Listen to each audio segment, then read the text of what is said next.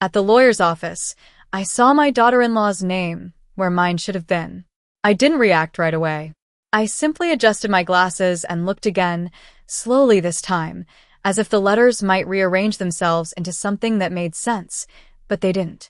The name was still there, printed neatly in black ink, occupying a space I had always believed belonged to me. Rebecca Whitmore. Not Margaret Whitmore. Not even a shared designation. Just her name, standing alone, confident, unquestioned. I folded my hands in my lap to keep them steady and leaned back slightly in the leather chair, letting the silence stretch just long enough to hear the faint hum of the overhead lights and the distant murmur of voices outside the office door. Across from me, Rebecca sat with her legs crossed, her posture relaxed, her expression composed in that polite, attentive way she had perfected over the years. If someone walked in at that moment, they would have seen a devoted daughter-in-law accompanying her elderly mother-in-law to a routine legal appointment. They would not have seen the subtle tension in her jaw when the lawyer shuffled the papers, or the way her eyes flickered toward me for a fraction of a second, measuring, waiting. Daniel sat beside her, my son, staring down at his phone as if the emails on that small screen required more of his attention than the documents that would determine the rest of my life. He didn't look at me. He hadn't looked at me much lately. The lawyer, Mr. Collins, cleared his throat and continued speaking in that calm, professional tone that suggested everything was proceeding exactly as planned. Mrs. Whitmore, as outlined in the updated structure, the assets have been reorganized to ensure long-term efficiency and stability. Updated structure. The phrase lingered in the air, unfamiliar and unwelcome. I had never agreed to any updated structure. I had never even heard those words before. But I didn't interrupt him. I didn't ask questions. Not yet. Instead, I nodded slightly, as if I understood, as if this was all part of a conversation I had been included in from the beginning. Inside, something cold and precise began to form, replacing the confusion that had flickered for a brief moment when I first saw that name. I let my gaze drift down to the stack of papers in front of me. The pages were neatly aligned, each one marked with small tabs indicating where I was expected to sign. My signature. That familiar looping script I had written thousands of times over the years. On checks, on forms, on documents Rebecca had occasionally brought to me with a warm smile and a simple explanation. Just routine paperwork, Margaret. It'll make things easier. Easier. I could hear her voice as clearly as if she were saying it again now. I picked up the pen resting beside the documents and held it between my fingers, feeling its weight, its balance. It was a simple pen, nothing remarkable about it, and yet, in that moment, it felt like the heaviest object in the room. If everything looks good, Mr. Collins continued, we can proceed with the final signatures today. I glanced up at him, meeting his eyes for the first time since I had noticed the name. There was something there, a flicker. Subtle, almost imperceptible, but enough. Enough to tell me that he knew something wasn't right. Enough to confirm that the unease settling in my chest was not imagined. Rebecca leaned forward slightly, her voice gentle, encouraging. It's all been taken care of, Margaret. We just want to make sure everything is secure for the future. Secure. For whose future? I turned my head just enough to look at her, really look at her, not as the woman who had married my son, not as the person I had welcomed into my home, but as she was sitting there now. Composed. Calculated. Waiting for me to do what I had always done. Trust. Sign. Move on. I offered a small smile, the kind that reveals nothing, and lowered my gaze back to the document. My name appeared further down the page, in smaller print, almost as an afterthought. A formality. A requirement. Not a position of ownership. Not anymore. I traced the line with my eyes, slowly, carefully, reading words I should have read years ago. Legal terms. Clauses. Transfers. Each sentence quietly confirming what I was only just beginning to understand. This hadn't happened overnight. This wasn't a single decision made without me. This was something that had been built, piece by piece, signature by signature over time. And I had been there for all of it. Sitting at my kitchen table, signing documents without reading them because I trusted the person placing them in front of me. because I believed that family meant protection, not strategy. I exhaled softly, the sound barely audible, and adjusted the papers into a neat stack again. The room felt smaller now, the walls closer, the air heavier, but my hands were steady. My expression remained calm. If anything, I looked exactly as I always had in situations like this. Cooperative. Composed. Unquestioning. That was what they expected. That was what they were counting on. I positioned the pen over the first signature line and paused, just for a moment, long enough to feel the weight of every year that had led to this point. Then I signed. Slowly, deliberately. Margaret Whitmore. The ink flowed smoothly across the page, sealing something they believed was already decided. I moved to the next tab, the next page, and signed again. And again. Each stroke of the pen steady, controlled, precise. I didn't rush. I didn't hesitate. I gave them exactly what they expected to see. When I finished, I set the pen down gently and looked up, meeting Rebecca's eyes once more. She smiled, satisfied, relieved, as if a long process had finally reached its conclusion. Daniel glanced up briefly, then back to his phone, unaware of the shift that had just taken place in the room. Mr. Collins gathered the documents, his movements careful, his expression neutral, but his eyes met mine again for a fraction of a second longer than necessary. It was enough. Enough for both of us to understand that something had changed. I folded my hands in my lap once more and sat back in the chair, the same composed woman who had walked into that office just minutes earlier. But inside, everything was different. They thought I had just signed away what was left of my life. They thought I hadn't noticed. They thought I didn't understand. And for now, I was going to let them believe that. I did not speak as we stepped out of the lawyer's office, and neither did they. The hallway was quiet except for the soft echo of our footsteps against the polished floor, a sound that seemed too loud for something so ordinary. Rebecca walked slightly ahead of me, her heels clicking in a steady rhythm, confident and unhurried, as if everything had gone exactly as she had expected. Daniel followed beside her, still glancing down at his phone every few seconds, his thumb moving across the screen in small, distracted motions. I walked behind them, my pace measured, my posture straight, my hands lightly clasped in front of me. To anyone passing by, we would have looked like a family leaving a routine appointment.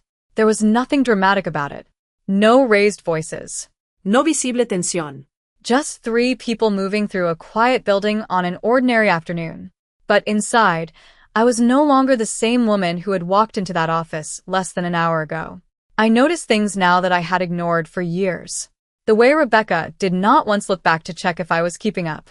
The way Daniel did not offer his arm, did not slow his pace, did not say a single word to me. It was not new behavior. It had been building for a long time. I simply had not allowed myself to see it clearly. We reached the elevator, and Rebecca pressed the button with a small, efficient movement. She glanced at me then, just briefly, offering a polite smile that did not reach her eyes.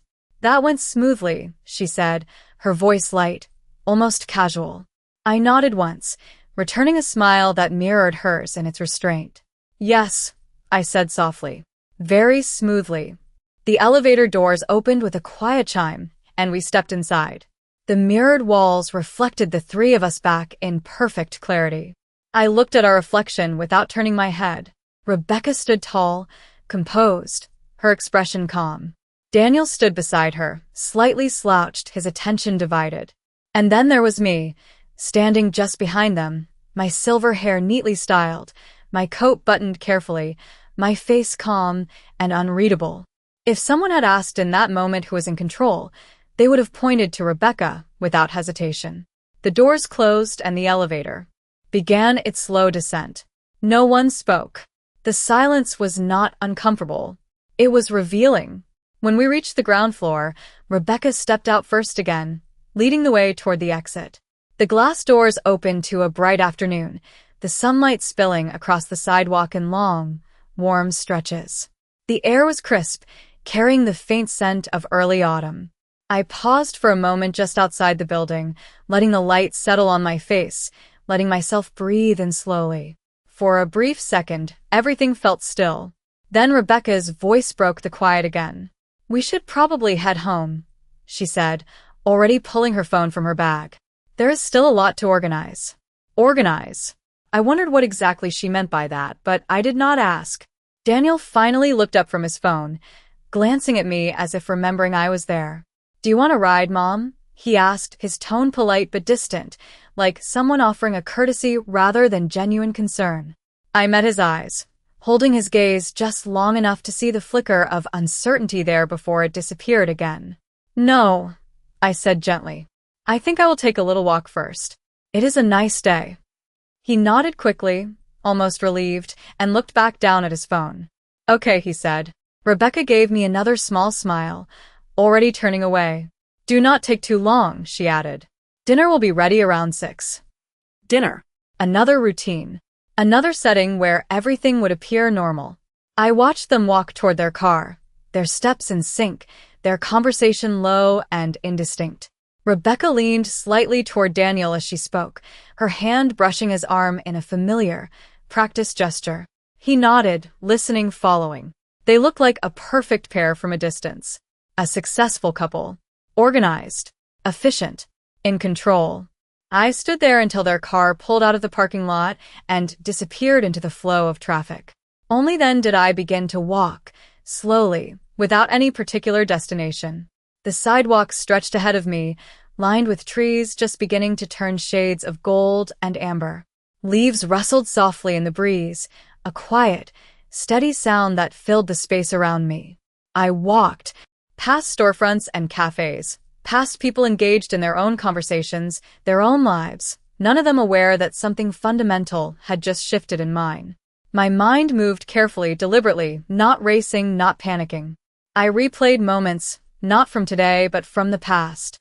Small things. Details I had dismissed at the time. The first time Rebecca had asked me to sign a document, without much explanation. The way she had stood beside me, smiling, reassuring, her voice warm and confident. "It is just a formality," she had said. "It will make things easier later." And I had believed her. Of course I had. She was family. Then there were the bank statements I had stopped reviewing as closely because everything seemed to be handled so efficiently. The insurance papers. The tax forms. Each one presented at the right moment, with the right explanation in the right tone. Always just enough information to keep me comfortable, never enough to make me question. I remembered the gradual changes in Daniel as well. The way he had become more distant after his father passed. The way he had started deferring to Rebecca on decisions, even small ones. At first, I had thought it was grief. Then I had thought it was simply the natural shift that happens when a son builds his own family. Now, as I walked beneath the quiet canopy of trees, I saw it differently. Not as a sudden change, but as a slow, deliberate movement in a direction I had not chosen. I stopped at a small park and sat down on a wooden bench, the surface cool beneath me. A few children played in the distance, their laughter light and unburdened. A couple walked by, hand in hand, speaking softly to each other. Life continued, steady and unchanged, while I sat there piecing together a truth that had been hidden in plain sight. I placed my hand in my lap and looked down at them, at the faint lines and age spots that marked the passage of time. These hands had built a home, raised a child, managed a life alongside a man who had trusted me completely.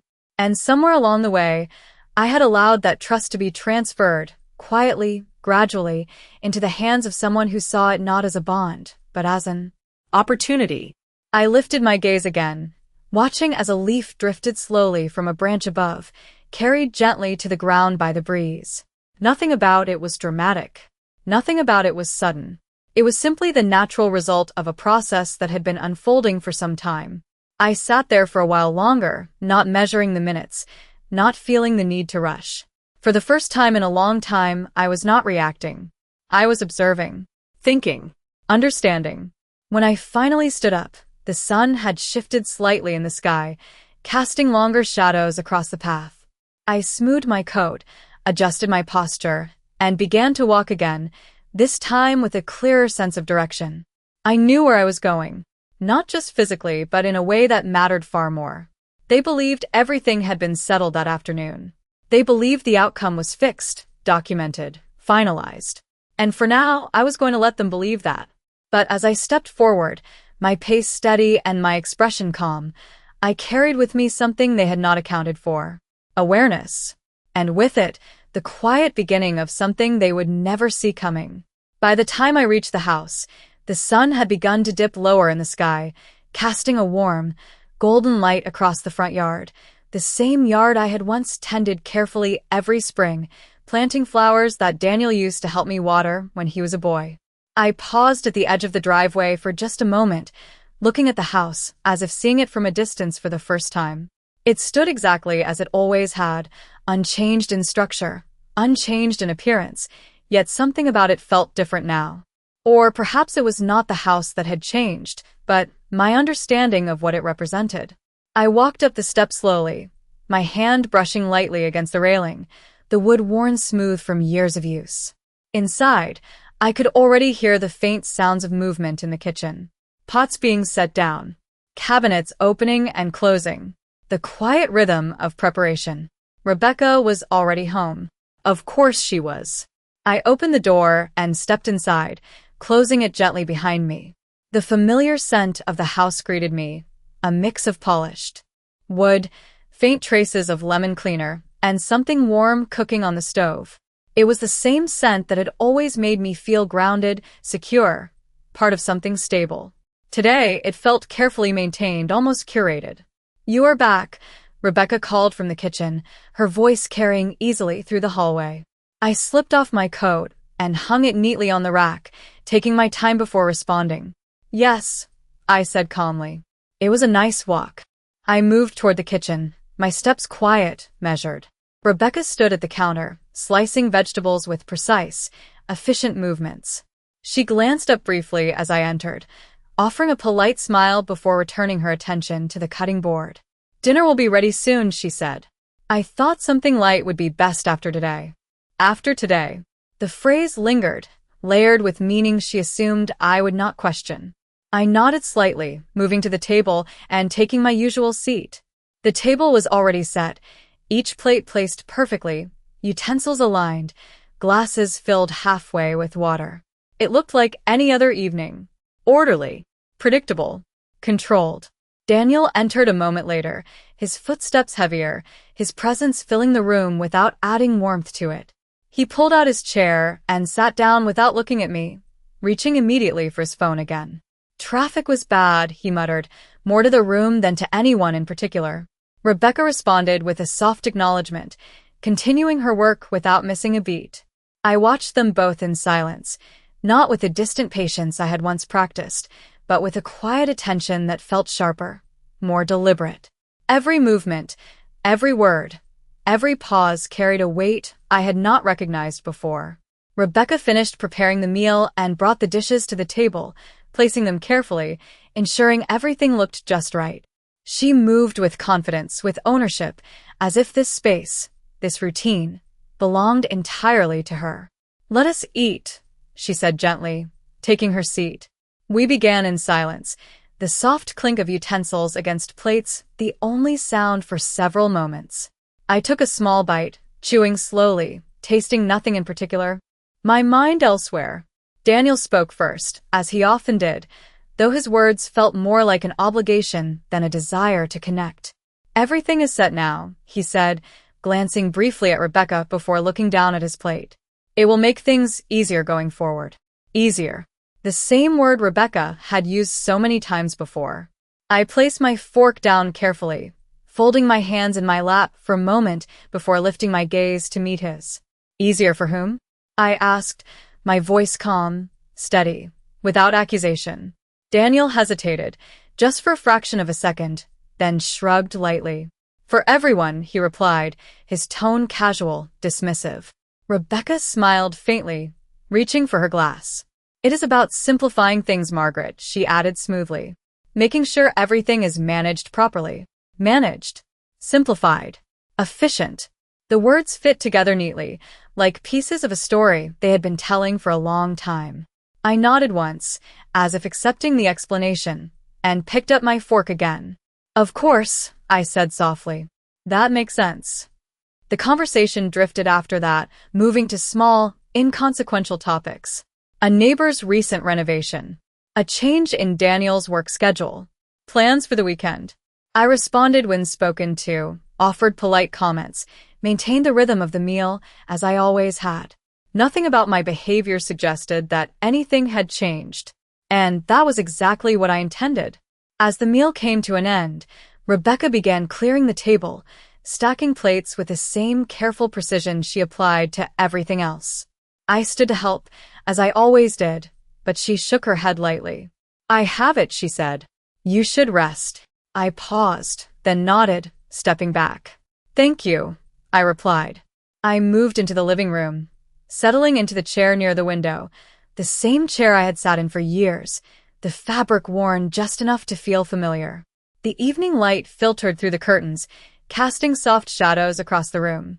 From the kitchen, I could hear the sound of running water, the clatter of dishes, the quiet hum of a routine that continued uninterrupted.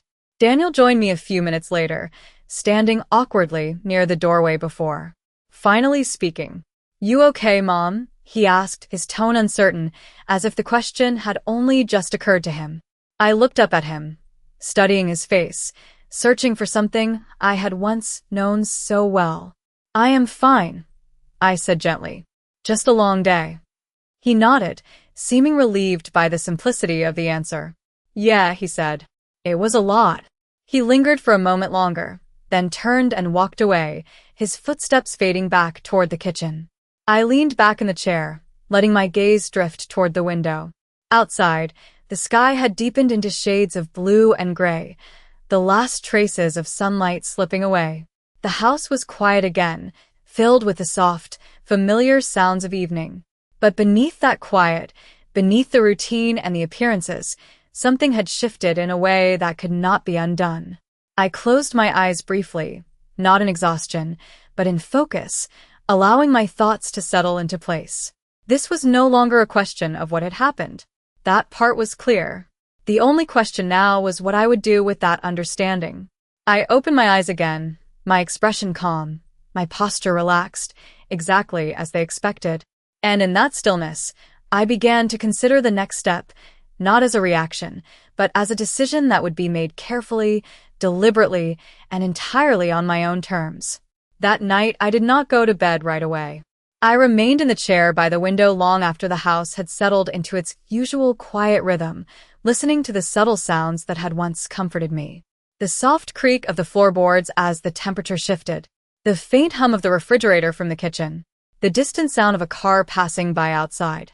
These were the sounds of a life I had built, a home I had maintained for decades, and yet for the first time, they felt like they belonged to someone else's story, not mine. I stood slowly, smoothing the fabric of my blouse as I moved through the living room, my steps deliberate and unhurried. I passed the hallway where framed photographs lined the walls, each one capturing a moment I had once believed was permanent. Daniel as a child, smiling with missing teeth, his small hand gripping mine tightly. Family holidays, birthdays, quiet Sunday mornings. And then the more recent photos, where Rebecca had begun to appear more frequently, standing just slightly closer to Daniel each time, her presence gradually shifting from guest to center. I paused in front of one frame, studying it more closely than I ever had before. It was taken a few years ago, in the backyard, during a summer afternoon. Daniel stood beside Rebecca, his arm around her shoulders, both of them smiling toward the camera. I stood slightly to the side, my expression warm, content, unaware of the quiet changes already taking root beneath the surface. I reached out and adjusted the frame by a fraction of an inch, straightening it, though it had not been crooked. Then I continued down the hall toward my bedroom. The room was exactly as I had left it that morning. The bed neatly made, the curtains drawn just enough to let in the soft glow of the streetlights outside. I sat down on the edge of the bed, my hands resting lightly on my lap, and allowed my thoughts to settle into a clearer pattern. I did not feel panic. I did not feel anger in the way one might expect. What I felt was something quieter, more controlled. A A realization that had taken years to build and only a single moment to fully reveal itself. I had trusted too easily. Not out of weakness, but out of habit. Out of a belief that the people closest to me would act with the same sense of care and responsibility that I had always tried to give them. I lay back slowly, staring up at the ceiling, tracing the faint lines where the paint met the corners of the room. My mind returned to the documents I had signed that afternoon, to the language I had only just begun to truly see. Transfers, authorizations, adjustments made over time, each one small enough to avoid notice, each one presented in a way that made questioning feel unnecessary. I closed my eyes briefly, recalling the way Rebecca had stood beside me on those occasions, her voice calm, reassuring, her explanations simple and confident. "It is just routine, Margaret. This will help later. We are taking care of everything for you." And I had believed her, not because I was incapable of understanding, but because I had chosen to trust. When I opened my eyes again, the room felt different, not physically, but in the way I now occupied it. This was still my home, still the space where I had lived, worked, and built a life. But the assumptions I had carried within it had changed. I turned my head slightly, looking toward the dresser where a small wooden box sat, tucked neatly beside a stack of folded scarves. It was not something I opened often, but I knew exactly what it contained. Papers, older documents, records that predated Rebecca's involvement in our lives. Slowly, I sat up and crossed the room, my steps quiet against the carpet. I opened the drawer and lifted the box, placing it carefully on the bed before sitting down again. For a moment, I simply looked at it, my hands resting on either side, feeling the weight of what it represented. Then I opened it. Inside were documents I had not reviewed in years. Deeds. Statements. Letters. Some of them written in my husband's careful handwriting, notes he had made about our finances, about the future, about ensuring that everything we had built would remain secure. I picked up one of the papers, unfolding it slowly, reading the familiar words. He had always been thorough, always attentive to detail, always clear about his intentions. He had trusted me to continue that care after he was gone. And for a time I had, until I had allowed someone else to step into that role without truly examining the consequences. I placed the paper back into the box and sat quietly, considering what I now knew and what I needed to confirm. This was no longer about suspicion. It was about understanding the full extent of what had been done and how it had been done. I closed the box gently and returned it to the drawer, my movements careful, deliberate. Then I stood and walked to the window, pulling the curtain back slightly to look out at the darkened street. The neighborhood was still, the houses lined up in quiet order, each one holding its own story, its own truths. From the outside, nothing had changed. Everything appeared exactly as it always had. I let the curtain fall back into place and turned away, a small, steady breath leaving my chest. Tomorrow would not be the same as today. Not because anything visible would shift, but because I would no longer move through this house unaware. I would watch. I would listen. I would remember. And most importantly, I would begin to act, not impulsively, not emotionally, but with the same quiet precision that had been used against me. I walked back to the bed and turned off the lamp, allowing the room to fall into darkness. As I lay down once more, my eyes open in the dim light, I felt something settle into place within me. Not fear, not regret, something steadier than that. A clarity that had been waiting for me to recognize it.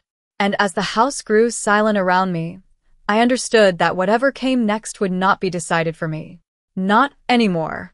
The next morning, I woke earlier than usual, not because I had to, but because my mind had already begun its quiet work before the sun had fully risen. The house was still, wrapped in that fragile hour of silence that exists just before the day begins, when even the walls seem to hold their breath.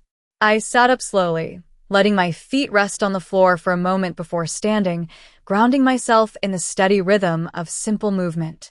There was no urgency in what I was about to do. No ruse. That was the first difference. I moved through the morning with the same routines I had followed for years, but now each action carried intention. I made my coffee the way I always had, measuring the grounds carefully, pouring the water slowly, listening to the familiar sound as it brewed. I stood by the kitchen window, cup in hand, watching the light stretch across the yard, illuminating the same garden beds I had tended season after season. From the outside, nothing had changed. Inside, everything had. I heard footsteps upstairs not long after, followed by the quiet opening and closing of doors. Rebecca was always the first to rise after me, her schedule consistent, her movements precise. Daniel followed later, less structured, less aware. I remained where I was, not hiding, not avoiding, simply existing within the space as I always had, but now with a clearer understanding of my place within it. Rebecca entered the kitchen with her usual composure, already dressed, her hair perfectly arranged, her expression calm. "Good morning," she said lightly, moving toward the coffee maker without waiting for a response. "Good morning," I replied, my tone just as steady. She poured herself a cup, adding cream in the exact measure she preferred, then turned slightly, leaning against the counter. "I have a few errands to run later," she said. "Bank, a meeting, a few things to finalize." Finalize. Another word that fit neatly into the pattern I was beginning to recognize. I nodded once, taking a slow sip of my coffee. "That sounds productive," I said. She smiled faintly, as if pleased with the simplicity of the exchange. "It is important to stay on top of these things," she added. "Especially now." Especially now. I let the words settle without reacting, without questioning. Instead, I set my cup down gently on the counter and turned toward the small desk tucked into the corner of the kitchen, a space I had not used as often in recent years. "I think I will review a few of my own records today," I said calmly, pulling out the chair and sitting down. Rebecca paused for just a fraction of a second, barely noticeable, but enough. "Of course," she said, her voice smooth, controlled. "If you need help, just let me know." "Help." I nodded, offering a polite smile. "I appreciate that," I replied. Daniel entered a few minutes later, his presence marked by the familiar shuffle of his steps and the soft chime of his phone as he checked it. "Morning," he muttered, reaching for a mug without looking at either of us. "Good morning," I said, watching him quietly. He poured his coffee quickly, then glanced between Rebecca and me. "I have a long day," he said. "Meetings back to back." Rebecca nodded, already anticipating his schedule. "I will handle things here," she said reassuringly. "Do not worry." He gave a small, distracted nod and left the kitchen just as quickly as he had entered. I remained seated at the desk, opening the drawer slowly, revealing a small collection of items I had not organized in some time. Not because I had forgotten them, but because I had trusted that everything important was already being managed. Now I knew better. I began with something simple. A bank statement. The most recent one I could find. I laid it flat on the desk, smoothing the edges with my hand, and read it carefully, line by line, not skimming, not assuming. Each entry told a small part of a larger story. Transfers, withdrawals, adjustments, some familiar, some not. I did not react outwardly. I did not call attention to anything unusual. I simply noted it, quietly, storing each detail with the same precision that had been used to construct the situation I now found myself in. Rebecca moved around the kitchen behind me, her presence constant but unobtrusive, as if she were careful not to interfere, yet equally careful to remain aware of what I was doing. "Do you want breakfast?" she asked after a moment. "I can make something light." I shook my head slightly. "Coffee is enough for now," I said. "Thank you." She nodded and continued with her routine, but I could feel the subtle shift in her attention, the way she monitored without appearing to do so. It did not disturb me. In fact, it confirmed what I had begun to understand. This was not a situation built on chance. It was built on observation, on timing, on quiet control. And now, for the first time, I was observing as well. I opened another drawer and retrieved an older folder, one I had not looked at in years. Inside were documents that predated many of the changes I had begun to notice. I compared them carefully, aligning pages side by side, tracing differences not just in numbers, but in structure, in language, in intent. The changes were subtle, but they were there. Always incremental. Always justifiable. Always presented in a way that discouraged deeper examination. I leaned back slightly in the chair, folding my hands in my lap, allowing the pieces to settle into place. This was no longer a question of whether something had been done. It was a matter of how far it had gone. Rebecca finished in the kitchen and gathered her things, preparing to leave. She paused near the doorway, her gaze resting on me for a moment. "I will be back this afternoon," she said. "If you need anything, just call." I looked up at her, my expression calm, composed. "I will be fine," I said gently. She held my gaze for a second longer than usual, then nodded and turned away, her footsteps fading as she left the house. The door closed softly behind her, and for the first time since the previous day, I was alone. Truly alone. I sat there in the quiet kitchen, the morning light fully settled now, illuminating the papers spread out before me. There was no rush. No panique. Only clarity. I reached for the phone resting on the desk, my fingers hovering over it for just a moment before I picked it up. There was a number I remembered.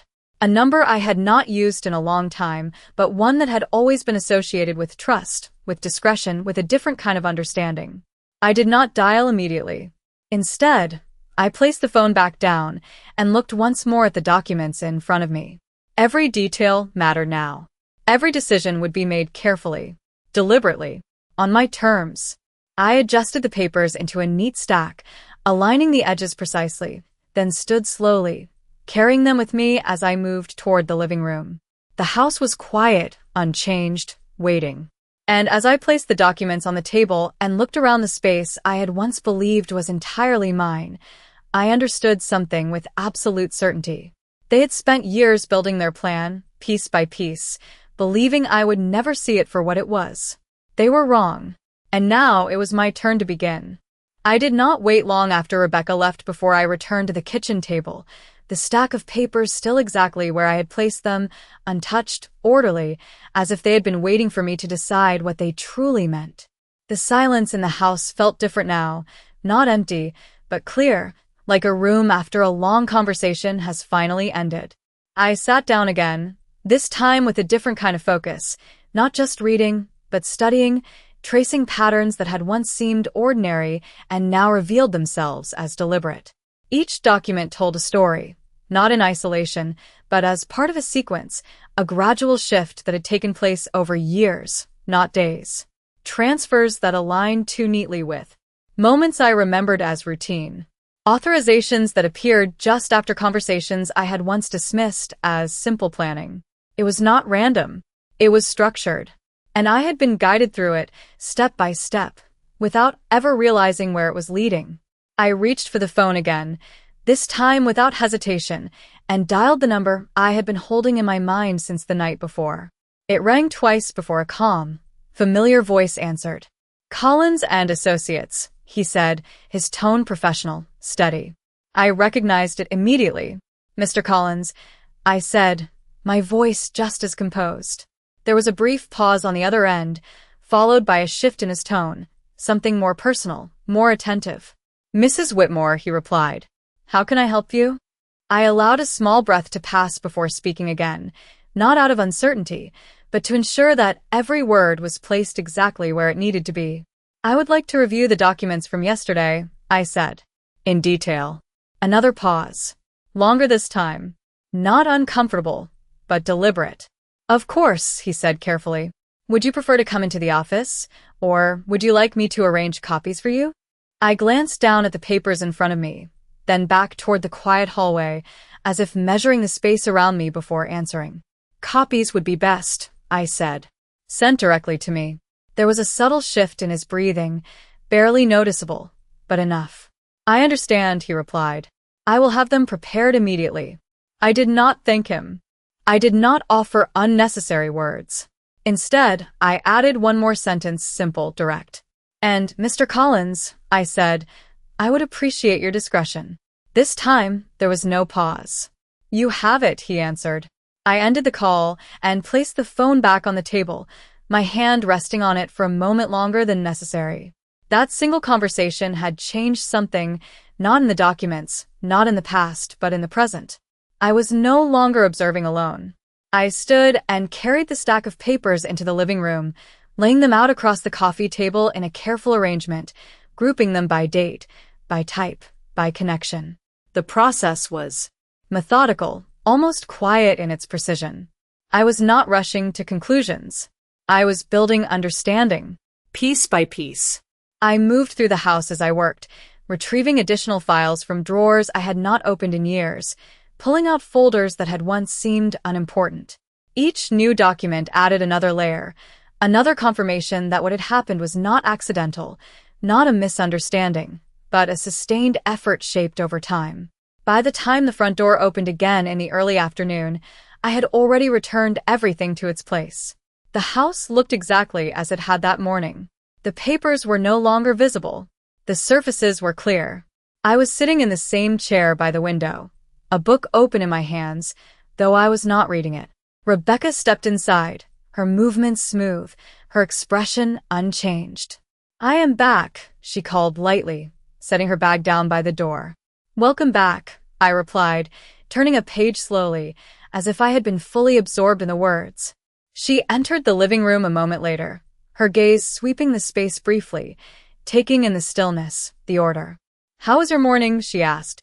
I looked up at her, offering a small, measured smile. "Quiet," I said. "Productive." She studied me for a fraction of a second, her expression neutral, then nodded. "That is good," she said. I was able to take care of several things as well. I closed the book gently and placed it on the table beside me. "I imagine you were," I replied. There was no accusation in my tone, no challenge, only acknowledgement. And yet, something in the air shifted, subtle but unmistakable. She hesitated for just a moment before turning away, moving toward the kitchen. "I will start dinner soon," she said, her voice returning to its usual rhythm. "There is no need to rush," I answered calmly. "We have time." She did not respond to that, but I could sense the slight change in her pace, the way her movements became just a fraction more deliberate, as if she were adjusting to something she could not quite define. I remained where I was, my posture relaxed, my expression unchanged, but inside, everything had settled into a new alignment. This was no longer about discovery. It was about direction. The documents would come. The details would become clearer. And when they did, I would be ready, not with questions, but with decisions already formed. I leaned back slightly in the chair, my gaze drifting once more toward the window, where the afternoon light had begun its slow descent. The world outside continued as it always did, steady, predictable, unaware. Inside, the balance had shifted in a way that could not be seen, but would soon be felt. And as I sat there, calm, composed, exactly as they expected, I understood something with complete certainty. They had spent years shaping the outcome they wanted. Now I would begin shaping mine. The following day unfolded with the same outward calm, but beneath it, every moment carried a new weight, a quiet awareness that sharpened everything I saw and heard. I woke before the others again, moving through the house with the same measured pace, the same familiar routines, but now each action felt deliberate, almost strategic. I prepared my coffee, set the cup down on the counter, and waited, not for anything specific, but for the rhythm of the house to reveal itself once more. When Rebecca entered the kitchen, she did not speak immediately. That was new. She moved to the cabinet, retrieved a glass, filled it with water, and only then turned slightly toward me. "You are up early again," she said, her tone light, but her eyes searching. I nodded, lifting my cup. "I have always preferred the quiet mornings," I replied. It was true. It had always been true. But now, it carried a different meaning. She studied me for a second longer than usual, then offered a small smile. "It is a good habit," she said. "You get more done that way." I did not respond to that. Instead, I walked past her, setting my cup on the small table by the window, and took my usual seat. Daniel joined us shortly after, his presence as predictable as ever, his attention divided, his words minimal. "Morning," he said, not looking up as he reached for his phone. Good morning, I answered. Rebecca responded in kind, her tone steady, her movements controlled. There was nothing overtly different in the exchange, nothing that would draw attention, but I could feel it now, the subtle tension beneath the surface, the quiet adjustments being made as each of us recalibrated without acknowledging it. The morning passed in a series of small, uneventful moments. Breakfast was simple. Conversation was minimal. Daniel left for work earlier than usual, citing a busy schedule, though his explanation felt more like an excuse than a necessity. Rebecca remained, moving through the house with purpose. Checking her phone more frequently than before, her attention divided in a way that suggested something just beyond my view. I watched without watching, listened without appearing to listen. By mid-morning, the doorbell rang. The sound was sharp in the quiet house, cutting through the stillness with a precision that immediately drew Rebecca's attention. She moved toward the door quickly, almost too quickly, her steps measured but urgent beneath the surface. "I will get it," she said, though I had not moved. I remained seated, my posture relaxed, my gaze steady. From where I sat, I could not see the door, but I could hear everything. The soft exchange of greetings, the brief pause as something was handed over, the muted tone of a delivery confirmed and accepted. Rebecca returned a moment later, a large envelope in her hands, her expression composed, but not entirely neutral. She placed it on the counter with care, as if its contents required attention but not urgency. "Just some documents," she said casually. "Things that need to be filed." I nodded slightly, my eyes resting on the envelope for a moment longer than necessary. "Of course," I replied. She watched me then, just briefly, as if waiting for something more, but I offered nothing further. Instead, I lifted my cup and took a slow sip, my attention returning to the quiet outside the window. She turned away, carrying the envelope into the other room, her movements controlled, her pace steady. But I noticed the difference. The way she held it a little tighter, the way her shoulders carried just a fraction more tension. Time passed slowly after that. The house settled again, but not entirely. There was a shift now, subtle but present, like the air before a change in weather. I remained in my chair, not idle, but attentive, allowing the silence to reveal what words could not. It was early afternoon when Rebecca finally returned to the living room, her expression carefully arranged, her posture composed. "I have a few calls to make," she said. "Business-related." I looked up at her, offering a calm, polite nod. "I am sure you do," I replied. She hesitated, just for a moment, then continued, "If you need anything, I will be in the study." "I will be fine," I said gently. She turned and walked away, closing the door behind her with a soft, deliberate motion. The house fell quiet again, but this time it was a different kind of quiet. Not empty, not still, focused. I stood slowly, setting my cup aside, and walked toward the hallway, my steps light, my movements unhurried. I did not go to the study. Not yet. Instead, I paused at the edge of the living room, my gaze drifting toward the space where Rebecca had placed the envelope earlier. It was no longer there. Of course it was not. I had not expected it to be. I returned to my seat, folding my hands in my lap, allowing the moment to settle. This was no longer about what I could see. It was about what I could confirm, what I could anticipate, what I could use. I leaned back slightly, my expression calm, my breathing steady. The documents from Mr. Collins would arrive soon. The details would become clearer. And when they did, there would be no room left for doubt, no space for uncertainty. I closed my eyes for a brief moment, not in rest, but in focus, aligning my thoughts with the path ahead. When I opened them again, the room looked the same, the house unchanged, the day continuing as it always had. But I was no longer moving through it the same way. I was no longer reacting. I was preparing. And as the quiet stretched on, uninterrupted, I understood something with quiet certainty. Rebecca had begun to sense the shift, even if she could not yet define it. And that meant I was already one step ahead. Late in the afternoon, the sound of a car pulling into the driveway broke the quiet once again, and I did not need To look out the window to know it was Daniel returning home earlier than usual. That alone was enough to confirm what I had already begun to understand. Something had shifted for them as well, even if they had not yet put it into words. I remained seated, my posture unchanged, my expression calm, as the front door opened and closed with a little more force than necessary. His footsteps moved quickly through the hallway, less measured than before, carrying a subtle urgency that had not been there in the previous days. "Rebecca?" he called, his voice slightly raised, not in alarm, but in impatience. In the study, she answered from down the hall, her tone controlled, but tighter than usual. I did not move. I did not follow. Instead, I listened, allowing the distance between us to carry their voices just enough for tone, not enough for detail. The study door closed shortly after, and the house settled into a different kind of silence, one that held conversation behind it, contained, deliberate. I sat there for a long moment, my hands resting lightly in my lap, my gaze fixed on the soft reflection in the window.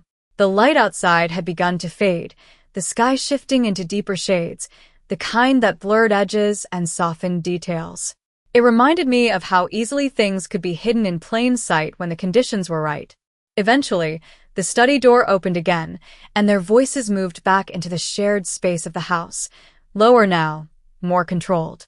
Daniel entered the living room first, stopping when he saw me exactly where he had left me earlier. "You are still here," he said, the words simple, but the tone carrying something else beneath them. I turned my head slightly, meeting his gaze without hesitation. "Of course," I replied gently. "Where else would I be?" He hesitated, just for a fraction of a second, then nodded, as if the question had been unnecessary. Rebecca followed a moment later, her expression composed, but her eyes sharper, more focused than they had been that morning. She moved into the room with purpose, but there was a subtle difference now, a slight tension in the way she held herself, as if she were measuring each step more carefully than before. "We should have dinner soon," she said, her voice steady, though not entirely relaxed.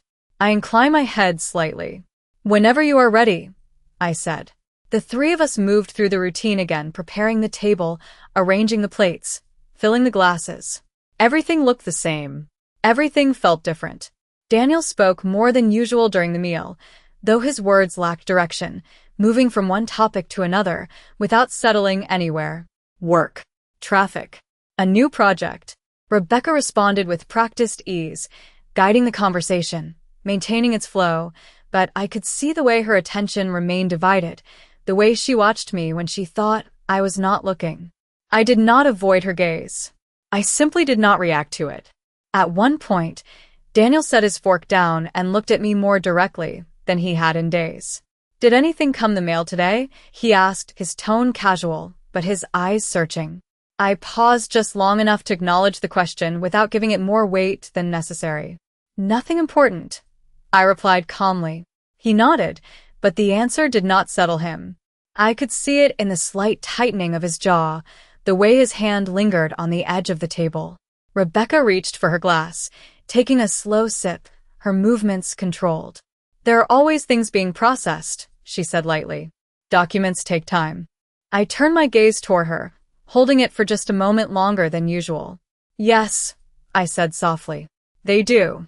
The conversation shifted again after that, but the air in the room had changed, carrying a tension that could not be disguised by polite words or familiar routines.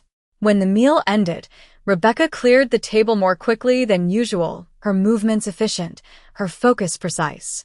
Daniel remained seated for a moment longer, then stood abruptly, pushing his chair back with a quiet scrape. "I have a few things to check," he muttered, already turning away. I watched him go without comment, then rose slowly from my seat, smoothing the fabric of my skirt as I moved toward the living room.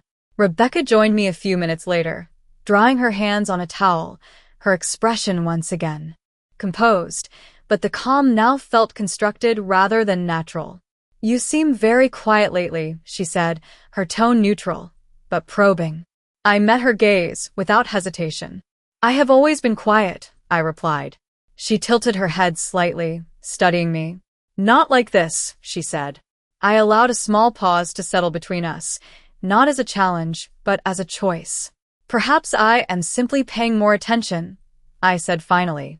The words were simple, but they carried enough weight to shift something in her expression. It was brief, almost imperceptible, but it was there. A recognition. A question.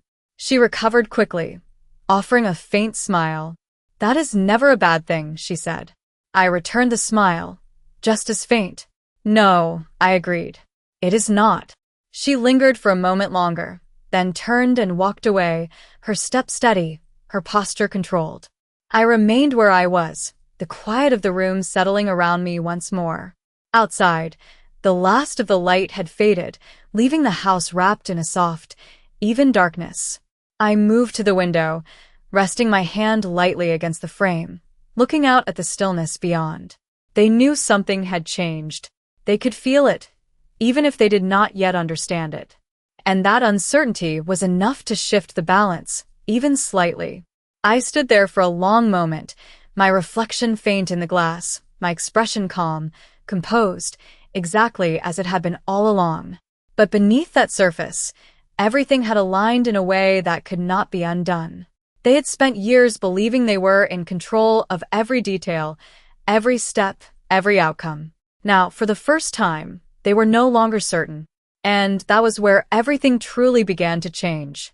The next morning arrived with a quiet stillness that felt almost deliberate, as if the house itself was waiting to see what I would do next, and for the first time in many years, I did not follow the rhythm that had been expected of me. I did not go to the kitchen immediately. I did not prepare coffee. Instead, I remained in my room for a few extra minutes, standing by the window, watching the early light stretch across the yard, calm and unhurried, letting the moment settle fully before I moved. When I finally stepped into the hallway, I could already hear Rebecca in the kitchen, her movements sharper than usual, the sound of cabinets closing a little louder, utensils placed down with just a bit more force than necessary. Daniel's voice followed shortly after, lower, less distinct, but present, engaged in a conversation that stopped the moment my footsteps reached the doorway. I entered quietly, offering the same composed presence I had carried for days now, and took my usual place at the table without a word. "Good morning," Rebecca said, her tone carefully neutral, though her eyes searched my face with more intention than before. "Good morning," I replied, just as calm. Daniel nodded briefly, his attention shifting between me and Rebecca, as if waiting for something that had not yet happened. I did not give it to him. Instead, I reached for a glass of water, poured it slowly, and took a measured sip, allowing the silence to stretch naturally, not forced, not uncomfortable, but full of unspoken awareness. It did not take long.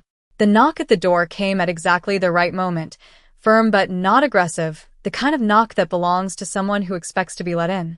Rebecca reacted first, setting down her cup a fraction too quickly, her eyes flickering toward Daniel before she moved toward the door.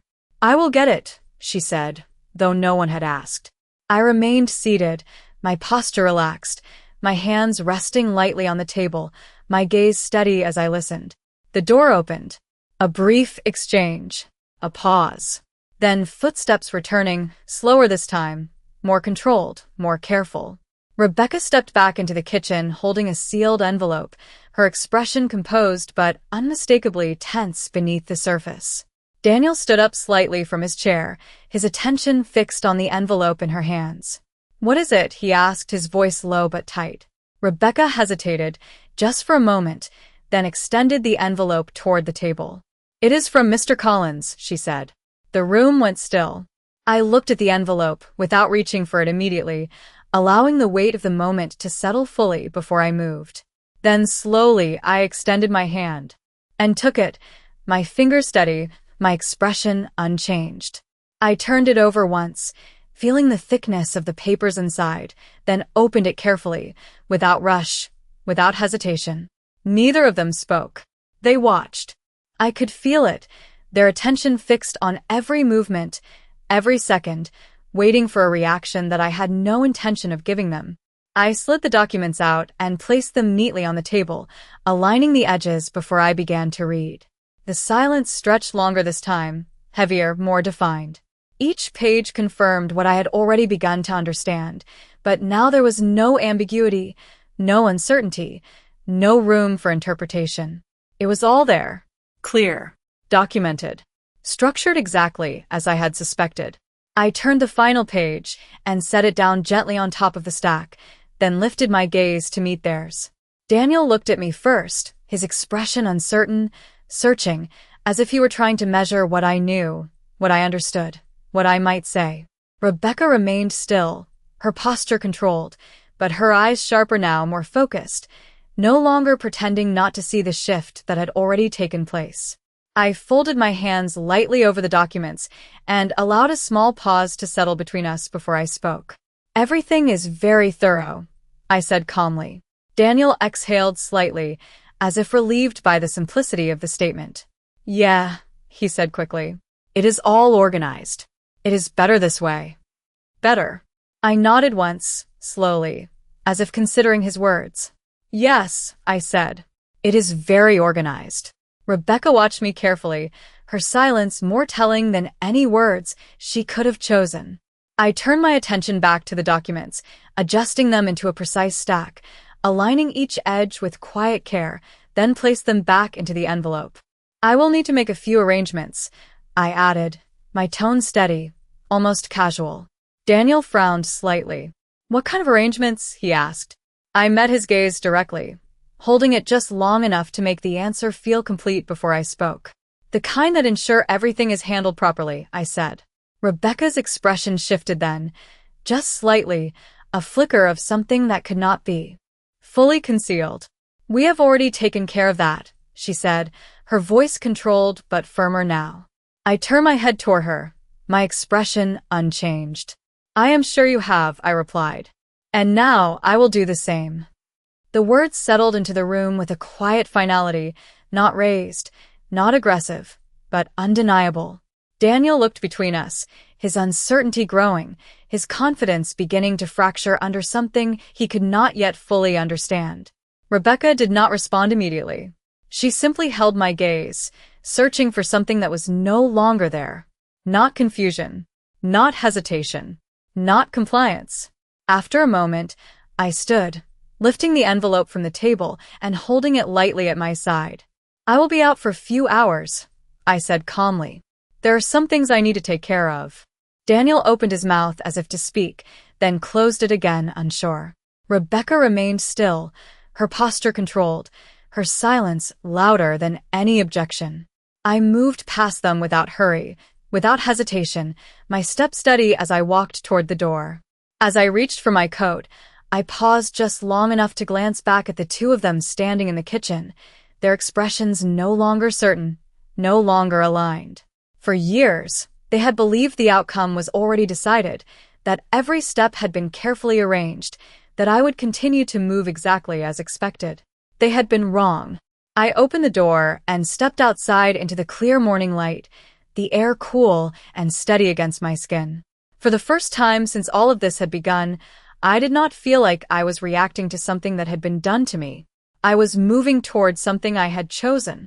And as I walked down the steps, the envelope held firmly in my hand, I understood with complete clarity that whatever came next would not be shaped by their plans, but by mine.